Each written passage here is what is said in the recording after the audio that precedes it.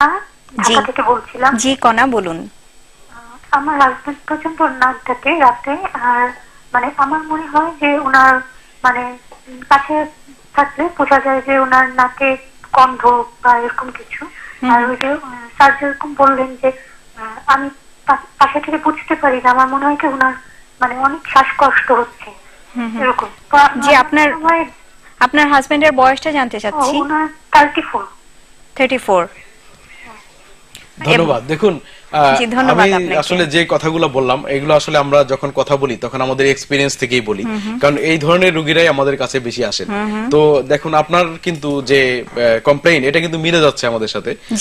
আপনার হাজবেন্ডের বারবার শ্বাস বন্ধ হয়ে যাচ্ছে, মানে আপনাকে সারা রাত জেগেই থাকতে হয় মনে হয় মোটামুটি। তো এতে চিন্তার কিছু নেই। 34 ইয়ার্স, দেখতে হবে যে ওনার ওজন কত। আপনি প্রথমে চেষ্টা করুন ওনার ওজনটা কমাতে। ওনার ওজনটা আমি আসলে জানতে পারিনি, অবশ্যই ওজন 65 কেজির উপরে হবে আমার মনে হয়। আর হাইটও একটা ব্যাপার আছে, হাইট অনুসারে যদি ওয়েটটা বেশি থাকে 70-80 এও হতে পারে। তো এই ওজনটা যদি কমাতে পারেন, এটা হলো এক নাম্বার। দ্বিতীয়ত হচ্ছে শোয়ার পজিশনটা চেঞ্জ করা।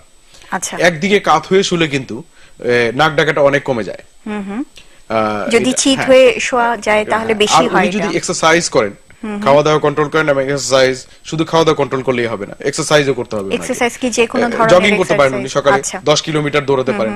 10 কিলোমিটার দৌড়ানো কিন্তু কোনো ব্যাপার না। আপনি সংসদ ভবনের সামনে সকালবেলায় যান, দেখবেন যে কমপক্ষে ওইখানে 20,000 লোক আছে। এত ভোরে 5:30 6টার দিকে, 6টা 6:15টার মধ্যে মিনিমাম 20,000 লোক ওইখানে হাঁটাহাঁটি করছে, বিভিন্ন বয়সে। এমনকি ছোট ছোট বাচ্চারাও আছে, কেউ সাইকেলে চালাচ্ছে, কেউ হাঁটাহাঁটি করছে, কেউ বিভিন্ন ধরনের ব্যায়াম করছে। কাজে আপনি আপনার বাড়ির আশেপাশে বা বাসার আশেপাশে যে জায়গা আছে, সকালে হোক, বিকালে হোক বা রাতে হোক, যখন সময় পান এক্সারসাইজ করুন। আর দ্বিতীয়ত হচ্ছে যে শোয়ার পজিশনটা একটু চেঞ্জ করুন। আর এতেও যদি আপনি 10-15 কেজি ওয়েট কমার পরেও যদি না কমে, সেই ক্ষেত্রে আপনি একজন ডাক্তারকে দেখাতে পারেন, এখনো দেখাতে পারেন, কোনো অসুবিধা নেই। এবং ডাক্তার দেখালে কি আলটিমেটলি কোনো সার্জারির প্রয়োজন হতে পারে এই ক্ষেত্রে?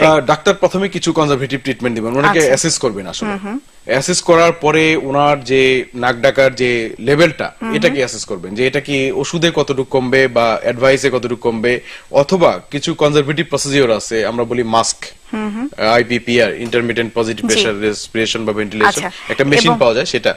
আর যদি এতে মনে হয় যে না এটা উনি ভালো হবে না, তখন আমরা সার্জারিতে চলে যাই। আচ্ছা, আমরা একটু সংক্ষেপে আপনার কাছে জানতে চাইবো যে আমরা নাক ডাকার এই চিকিৎসার পদ্ধতির মধ্যে এই যে আপনি বলেন কনজারভেটিভ ট্রিটমেন্ট এবং সার্জারিতে কি খুব বড় ধরনের কোনো সার্জারি, হাসপাতালে ভর্তি থাকা লাগে এই ধরনের কিছু? ডেফিনেটলি সার্জারি তো আসলে উদ্দেশ্য, সার্জারির যে উদ্দেশ্যটা হচ্ছে, এবং এই সার্জারিটাকে আপনি বলেছিলেন যে লেজার দিয়ে বিভিন্ন ধরনের সার্জারি করা হয়, এটাও কি সেটার মাধ্যমে করা যায় কিনা? লেজার দিয়ে আসলে ভালো হয়। আমাদের আসলে উদ্দেশ্য থাকে যেন গলার যে জায়গাগুলো ছোট হয়ে গেছে সেগুলোকে যেন বড় করা যায়, যাতে পেশেন্ট ঠিকমতো শ্বাস নিতে পারে। তো এখানে আমরা কিছু কিছু স্ট্রাকচার ফেলে দিই, যেমন টনসিল গুলো ফেলে দিই, তারপরে আশেপাশে যে ল্যাক্স টিস্যু, এটাকে কি বলবো, ঢিলা ঢালা যে শরীরের যে পেশিগুলো আছে, এগুলোকে আমরা ছোট করে দেই। দরকার হলে জিহ্বার গোড়া কিছুটা ছোট করে দেই, তালু বা আলাজিব্বা এগুলোকে আমরা ছোট করে দেই, যাতে জায়গাটা বাড়ে। তো এই সার্জারিটা হচ্ছে একটু বড়, লেজার দিয়ে অনেক সহজ হয়, অনেক সহজ হয় এবং অনেক হয়। এবং লেজার দিয়ে যে সার্জারিগুলো করা হয় সেগুলোর খরচ কিরকম, আমাদের দেশের মধ্যবিত্ত কিংবা নিম্ন মধ্যবিত্ত পরিবারে ব্যয় করার মতো কিনা? অবশ্যই ব্যয় করার মতন, কারণ আমাদের দেশের, আমি যে দেখতে পাচ্ছি যে আমাদের দেশের সাধারণ মানুষের খরচ করার ক্যাপাবিলিটি কিন্তু খুব একটা কম না। আমি অলরেডি কিছুদিন ধরে চিন্তা করছিলাম যে আমাদের দেশের অর্থনৈতিক অবস্থা কিরকম। তো আশেপাশের দেশের সাথে কম্পেয়ার করে দেখলাম যে না, আমাদের দেশে এটাই কিন্তু এই রিজিয়নের মধ্যে ভালো একটা অবস্থায় আছে। তো তাতে মনে হচ্ছে যে রোগীরা কিন্তু যখন দরকার পড়ে, এটা আমাদের দেশের জন্য খুবই একটা ভালো পজিটিভ সাইড, যে যখন দরকার পড়ে আমাদের দেশের রোগীরা কিন্তু খরচ করতে রাজি আছেন, কিন্তু তারা সার্ভিস চান। খরচ করে আমি করব, but you must give the service. এর পরিবর্তে যে সার্ভিসটা যেন ভালো হয়, মানসম্মত হয়, মানুষের মধ্যে একটা মানসিকতাটা চলে এসেছে যে আমি খরচ করব, but I want a better service. নিশ্চয়ই আমাদের সবার চাওয়া এটা। একটু বলে নিই আমি এখানে। আচ্ছা, আমরা একটু লেজার নিয়ে কথা বলি একটা বিরতি থেকে ফিরে, তারপর আপনার কাছ থেকে লেজার সম্পর্কে আরো জানবো।